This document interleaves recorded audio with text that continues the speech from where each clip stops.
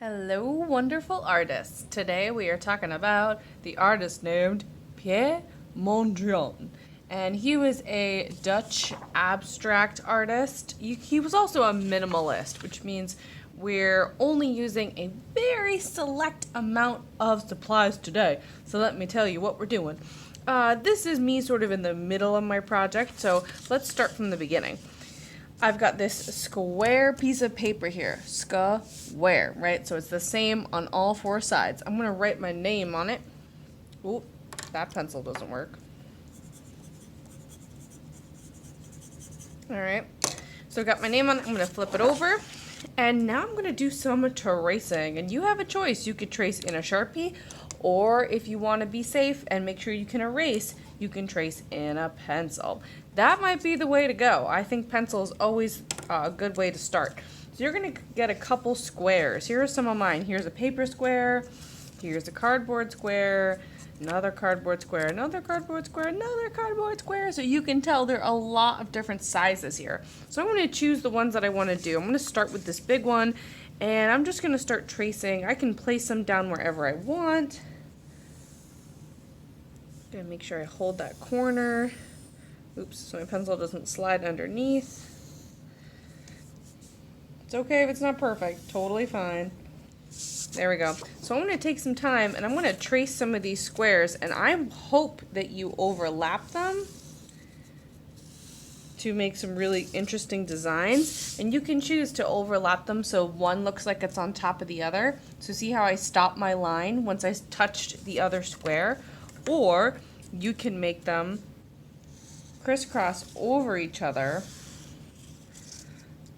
like one of the squares, like they're transparent. So I just kept drawing my square. Alright, so you've got a lot of different choices.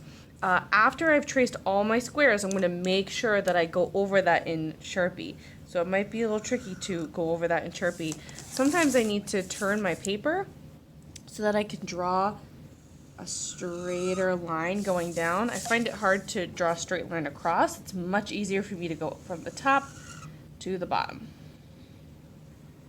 Ooh, yeah, that was a little tricky. Or you can hold your square where it needs to go, back on that pencil line, and trace that.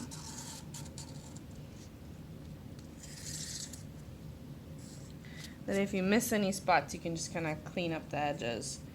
There we go. Okay, so trace all of your squares in Sharpie. Okay guys, I've got all my squares traced. I drew 1, 2, 3, 4, 5 different squares, and now I'm adding some lines. Maybe you've already noticed that there are some in here. I'm just kind of going in and connecting a couple things that I think would look cool as its own section. So it's pretty random. So abstract, it kind of means random. It's just however you're feeling. Like maybe I think a line should go across here. Boom, that's okay too. You can decide where you want to draw your lines. So after you've drawn at least meaning the minimum, you can draw more, 5 squares and 5 random lines, you can start painting. So let me count. 1, 2, 3, 4, 5 squares. 1, 2, 3, 4, 5, 6, 7, 8 lines. Awesome. I'm ready to start painting. So I'm sure you can tell I've got my water cup and my paintbrush, and I've got my paint tray. Now, you probably noticed that I only used 3 colors in this painting. What 3 colors did I use? Shout them out.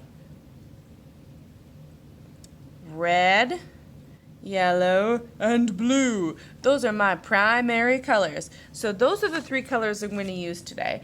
I am not going to use my purple, green, or orange. I am only using my blue, red, and yellow. So I'm going to keep that over here to the side. And I chose a paintbrush today that has a nice flat edge. Can you see that? It's got a nice flat edge because I want to stay inside these squares as much as possible.